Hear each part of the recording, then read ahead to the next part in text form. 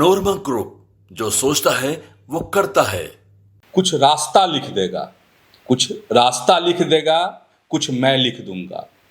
तुम लिखते जाओ मुश्किल, तुम लिखते जाओ मुश्किल, मैं मंजिल लिख दूंगा। आंखों में समंदर, दिलों में आग लिख दूंगा। तुम तूफान लेकर आना, तुम तूफान लेकर आना, मैं चिराग रख दूंगा। मैं जमीन पर भी बैठा, मैं जमीन पर भी बैठा तो आसमान लिख दूंगा। नमस्कार, आप देख रहे हैं न्यूज हाट, मैं हूं चंदन झा।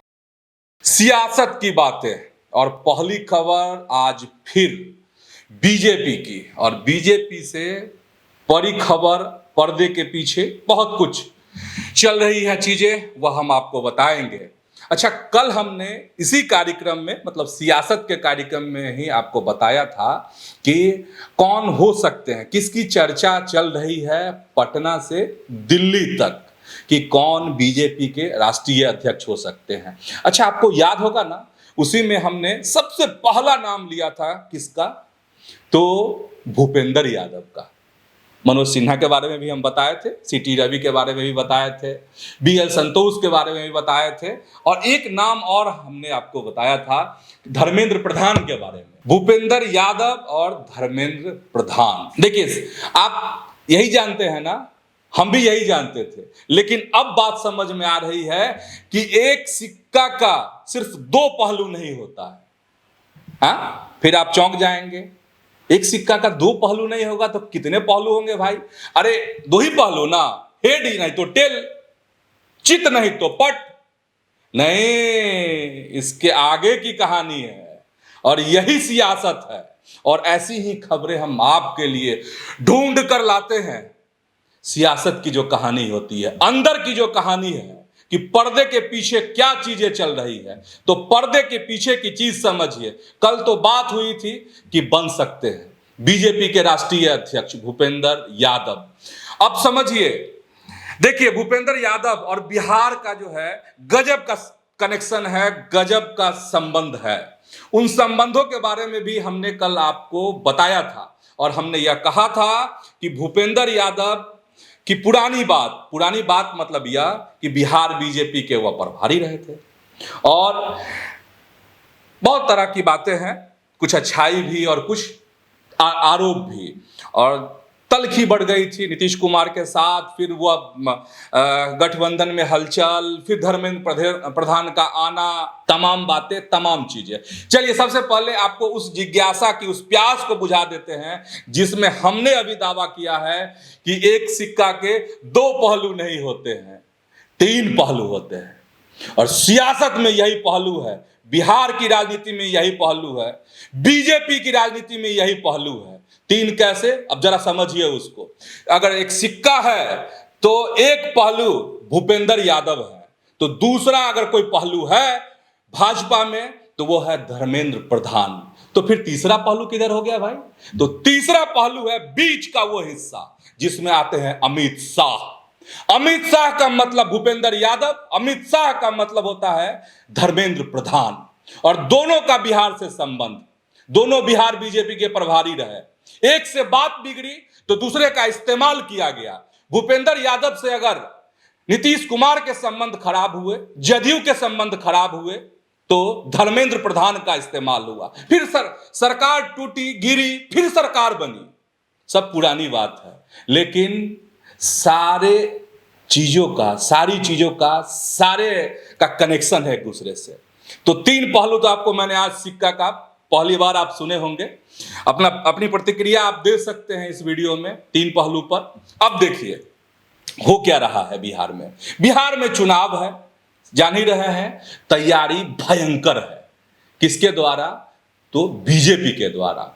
देखिए अमित शाह, मैंने कहा कि अमित शाह बीच का हिस्सा है, तो हेड और टेल जो है भूपेंद्र यादव और धर्मेंद्र प्रधान है। तो अब क्या हो रहा है बिहार में, अंदर खाने की बात बता रहे हैं आपको। पार्टी अपने तरीके से सर्वे करा रही है, ठीक ना, सर्वे करा रही है।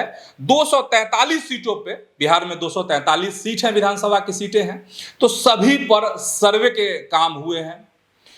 और उसके हिसाब से यह कहा जा रहा है कि कई ताकतवर नेता के टिकट कट सकते हैं।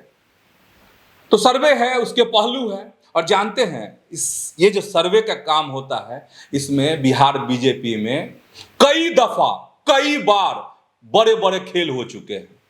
मतलब यह है कि सर्वे की जो रिपोर्ट है, जो जमीनी बात सामने आती है, उस सर्वे में खेल करते हैं कुछ ऐसे नेता हैं बिहार बीजेपी में, और वही जो खेल होता है वही रिपोर्ट जाती है आगे दिल्ली तक। अब समझ जाइए, और इस नब्ज को टटोल चुके हैं, पहचान चुके हैं, जान चुके हैं। कौन? अमित शाह, गृह मंत्री। चलिए, बात तो आप समझ गए होंगे, लेकिन यह बात समझ में नहीं आई होगी अभी तक आपको कि हम सिक्का के पहलू क्यों कह रहे हैं, हम क्यों कह रहे हैं भूपेंद्र यादव और धर्मेंद्र प्रधान की बात। तो सिक्का के एक पहलू की बात यह है, पार्टी सर्वे करा रही, सब कुछ सर्वे करा रही, लेकिन अमित शाह की टीम एक्टिव है बिहार में, वह अपने तरीके से सर्वे करा रही है। और जानते हैं, कुछ लोग जानते होंगे, बीजेपी के कुछ शीर्ष नेताओं के पास जरूर खबर होगी, भूपेंद्र यादव का दफ्तर खुला है पटना में, और उस दफ्तर के माध्यम से पूरे बिहार में एक अलग तरह के सर्वे का काम चल रहा है। मतलब यह है कि बिहार की जो जमीनी सच्चाई है, क्योंकि हमने आपको पहले ही यह बात बता दी है कि सर्वे में भी खेल होता है, बीजेपी के नेता अपने अपने अनुसार खेल करते हैं, इसलिए एक गुप्त सर्वे चल रहा है जो बहुत कम लोगों को, एकाध लोगों को, जो बड़े नेता है उनको पता है कि अमित शाह इतना बड़ा खेल कर रहे हैं, और उसको लीड कर रहे हैं भूपेंद्र यादव। भूपेंद्र यादव कहीं रहे, उनकी एक नजर बिहार पर रहती है। पता नहीं वह बीजेपी के राष्ट्रीय अध्यक्ष बनेंगे, यह अभी तय नहीं है कि वह, हो सकता है कि चुनाव प्रभारी बन जाएं, लेकिन अब समझ लीजिए, भूपेंद्र यादव का ऑफिस बिहार में खुलना और अलग से सर्वे कराना किस तरफ इशारा कर रहा है। मतलब यह है कि कोई भी अमित शाह को गच्चा नहीं दे सकता है, और अमित शाह के एक बड़े पहलू हैं भूपेंद्र यादव। तो यह जो रिपोर्ट जाएगी, पार्टी की रिपोर्ट तो अपनी रिपोर्ट है, यह जो रिपोर्ट जाएगी उस पर अब बिसात बिछने वाली है दिल्ली से। अमित शाह बिसात बिछाएंगे, और उनके सबसे विश्वसनीय, सबसे करीबी भूपेंद्र यादव जबरदस्त काम कर रहे हैं, और इस काम का क्या नतीजा होगा आप समझ रहे होंगे। और अब तक अगर नहीं समझे हैं, खबर बहुत गंभीर है। मतलब यह निकलता है, अमित शाह का मतलब भूपेंद्र यादव, और भूपेंद्र यादव का मतलब नित्यानंद राय। मैं यह बताना आपको चाह रहा कि अगर राष्ट्रीय अध्यक्ष बने तब भी, बिहार के चुनाव प्रभारी तब बने तब भी बहुत खेल हो सकता है। मुझे लगता है कि आप मेरी बात को समझ गए होंगे, हमारा इशारा आप समझ गए होंगे, और गुप्त ऑफिस खोलना, सर्वे कराने का मतलब भी आप समझ गए होंगे। लड़ाई बहुत आगे की है, लड़ाई सिर्फ बिहार के चुनाव की नहीं है, लड़ाई दिल्ली की भी है। किसी और दिन दिल्ली की लड़ाई की बात करेंगे, आज सिर्फ बिहार की बात है। पनोरमा ग्रुप, जो सोचता है वो करता है। चलिए, बिहार की बात कर ही रहे हैं तो एक ऐसी खबर जो बहुत चर्चा में है इन दिनों, और इन दिनों देखिए दो ही लोग चर्चा में हैं, एक तो चिराग और नहीं तो अपने तेज प्रताप यादव। तो चिराग की बात नहीं करेंगे इस कार्यक्रम में, तेज प्रताप की बात करेंगे। और तेज प्रताप की बात हम आज इसलिए करेंगे कि जीतन राम मांझी बिहार के पूर्व मुख्यमंत्री, और लालू प्रसाद, वह भी बिहार के पूर्व मुख्यमंत्री, चीटिंग पकड़ ली है जीतन राम मांझी ने लालू प्रसाद की, लालू जी की। कैसी चीटिंग? देखिए, मांझी जी ने दावा किया है कि जो तेज प्रताप के खिलाफ कार्रवाई की है लालू प्रसाद ने, उसमें चीटिंग है। चीटिंग क्या है? उनका दावा है, उनका तर्क है, तर्क सुन लीजिए। वह कह रहे हैं कि देखिए, ऐश्वर्या राय से कोर्ट में मामला चल रहा, तेज प्रताप यादव जी का तलाक का मामला चल रहा है, और इनका दावा है कि ऐसी खबर है, ऐसी उनके पास हो सकता है कोई जानकारी हो, पूर्व मुख्यमंत्री हैं तो बहुत तरह की जानकारी इनके पास आती होगी। इन्होंने दावा किया कि कोर्ट का जो फैसला है उसकी बड़ी एक संभावना है कि ऐश्वर्या राय के पक्ष में आए, और इस बात को लालू प्रसाद जान गए हैं, भांप लिए हैं।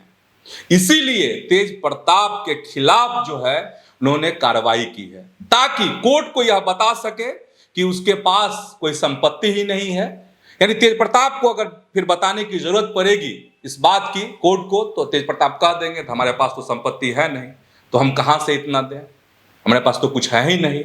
तो ये दावा है अपना जीतन राम मांझी जी का, एक पूर्व मुख्यमंत्री का, दूसरे पूर्व मुख्यमंत्री का के बारे में। और तेज प्रताप के बारे में यह भी याद ही होगा, नहीं अगर कोई नए दर्शक हैं उनके लिए, तो तेज प्रताप को पता ही है कि तेज प्रताप ने अपने मोहब्बत का इजहार किया सोशल प्लेटफॉर्म पर। इसके बाद उन पर कार्रवाई हुई, आरजेडी के जो सुप्रीमो है लालू प्रसाद ने उन पर कार्रवाई की, पार्टी से 6 साल के लिए निकाल दिया गया, उनको परिवार से बेदखल कर दिया गया। ठीक है, तो तेज प्रताप को लेकर कुछ हर दिन कुछ ना कुछ रहती है बातें। तो आज जो दावा है इनका जीतन राम मांझी का, वह हम बता रहे थे। पनोरमा ग्रुप, जो सोचता है वो करता है। एक खबर नेशनल आपको बताते हैं। नेशनल जो खबर है उसको लेकर बड़ी खबर है। बड़ी खबर इसलिए है कि संसद का मानसून सत्र शुरू होने वाला है, और यह जो मानसून सत्र है वह 21 जुलाई से शुरू होगा और 12 अगस्त तक चलेगा मानसून सत्र। और इसलिए महत्वपूर्ण है मानसून सत्र क्योंकि आप सभी जानते ही हैं, अभी पिछले ही दिन दिल्ली में एक बड़ी बैठक इंडिया ब्लॉक की हुई, और उस मीटिंग में 16 दलों ने हिस्सा लिया था। हालांकि उस मीटिंग से 2 बड़े लोग गायब रहे, एक कौन, आम आदमी पार्टी, और दूसरा एनसीपी शरद गुट महाराष्ट्र। उस पर भी सवाल है, चलिए उस पर हम अभी सवाल पर ये नहीं करेंगे, उस पर चर्चा नहीं करेंगे, बस आपको एक जानकारी देने के लिए। तो ये हो गई।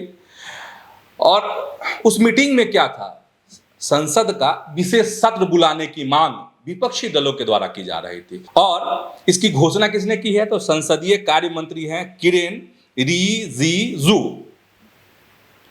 क्योंकि उधर विपक्ष की मांग, सरकार पर प्रेशर, और जो संसदीय कार्य मंत्री हैं उन्होंने कहा है कि देखिए हर विषय पर सरकार बात करने के लिए तैयार है, बहस कराने के लिए तैयार है, क्योंकि इधर से दबाव कि विशेष सत्र बुलाई जाए और इधर से ऑफर कि हो गया अब संसद सत्र 21 से लेकर 12 अगस्त तक चलेगा, जो भी बात करनी है हम लोग कर लेंगे।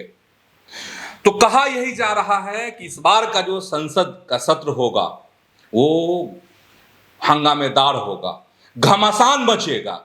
अब देखने वाली बात है कि विपक्ष जो बेचैन है ऑपरेशन सिंदूर पर जानने के लिए, भारत और पाकिस्तान के बीच में जो तलखी बढ़ी, जो तनातनी की स्थिति हुई, उसमें क्या होता है। सीडीएस ने जो सिंगापुर में कह दिया फाइटर जेट को लेकर, उस पर सरकार क्या जवाब देती है, और साथ ही विपक्ष कैसे कैसे सवाल विपक्ष के द्वारा पूछे जाते हैं, इन सब पर देश की नजरें होंगी। तो फिलहाल आज के इस सियासत कार्यक्रम में इतना ही, और आपसे आग्रह कि अगर न्यूज़ हार्ट को यूट्यूब पर आप देखते हैं तो वहां सब्सक्राइब कर लीजिए, नहीं फेसबुक पर आप देखते हैं तो न्यूज़ हार्ट को का जो पेज है उसको आप जरूर लाइक कीजिए, फॉलो कर लीजिए। धन्यवाद, प्रणाम।